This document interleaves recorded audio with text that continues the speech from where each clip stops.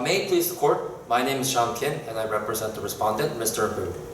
Your Honor, the facts alleged in the complaint clearly show that my client, Mr. Abu, has held fast to good faith and did all one can to complete his part of the contract. He has the right to be paid a full amount for his work done in good faith. Therefore, it is in concern that the respectful court's granting of the motion to dismiss under South Carolina Rule Civil Procedure 12b-6 would not only discourage Mr. Abu, but all builders who adhere to good faith as well. Moreover, the court should deny the motion to dismiss under 12b-6 for the following two reasons. First, because the facts and inferences drawn from the facts alleged in the complaint entitles relief to the respondent. Second, because the complaint should not be dismissed merely because the court doubts that the plaintiff will prevail in the action. My first argument, in Spence v. Spence, I'll read a direct quote from the Supreme Court. Under Rule 12b-6, a defendant may move to dismiss a complaint based on a failure to state facts sufficient to constitute a cause of action. In considering motion to dismiss under 12b-6, the trial court must base its ruling solely on allegations set forth in the complaint. If the facts and inferences drawn from the facts alleged in the complaint, viewed in the light most favorable to the plaintiff, would entitle the plaintiff to relief on any theory, then the grant of a motion to dismiss for a failure to state a claim is improper.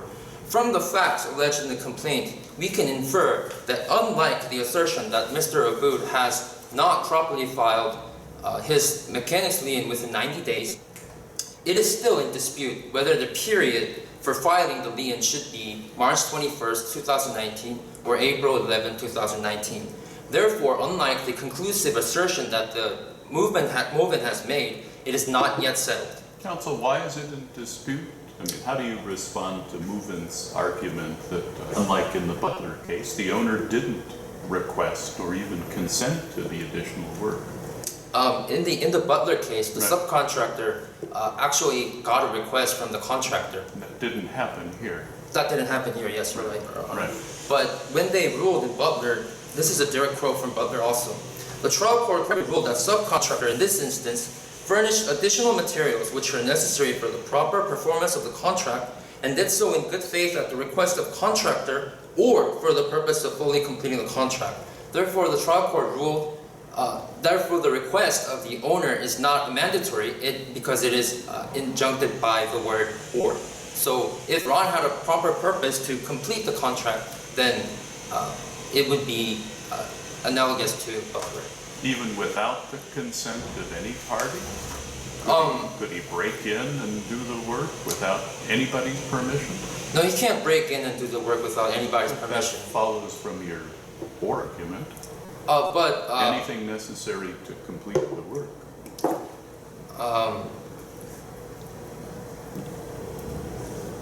But in our case, Donnie, a 33-year-old adult and son of the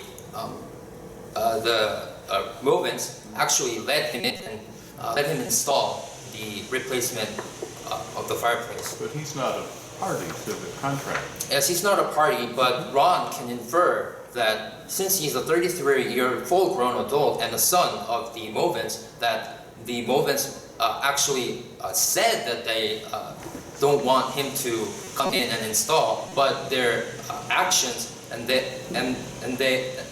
their actions actually contradict from what they said. Is that a reasonable inference, counsel? I think it's a reasonable inference because it is stated in the facts that the son was 33-year-old who is a responsible adult who can be responsible for his actions and his actions.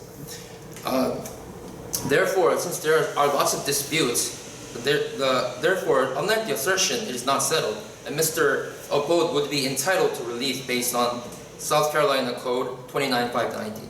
My second argument is that, according to Spence, the complaint should not be dismissed merely because the court helps the plaintiff will prevail in the action. Your Honors, we can give a full analysis why our client will prevail in the real action of discerning where a mechanics lien is proper under the statute of South Carolina.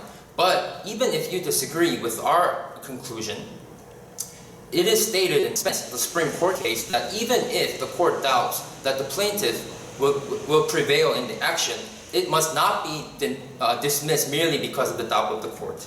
Therefore, in conclusion, this respectful court must deny the motion to dismiss because the plaintiff is entitled to relief based on South Carolina Code 29590 and because the complaint should not be dismissed merely because the court doubts the plaintiff will prevail in the action. Counselor, just one last question before you finish. Yes, Your Honor.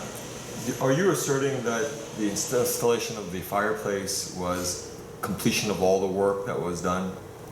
That's your assertion? Can I ask you? The date of the March 20th, excuse me, the April 11th date, the replacement filament and replacement glass.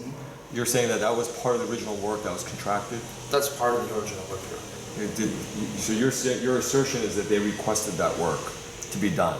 Yes, because they requested for the addition to the original building, and the fireplace is also part of that addition. So therefore, it's.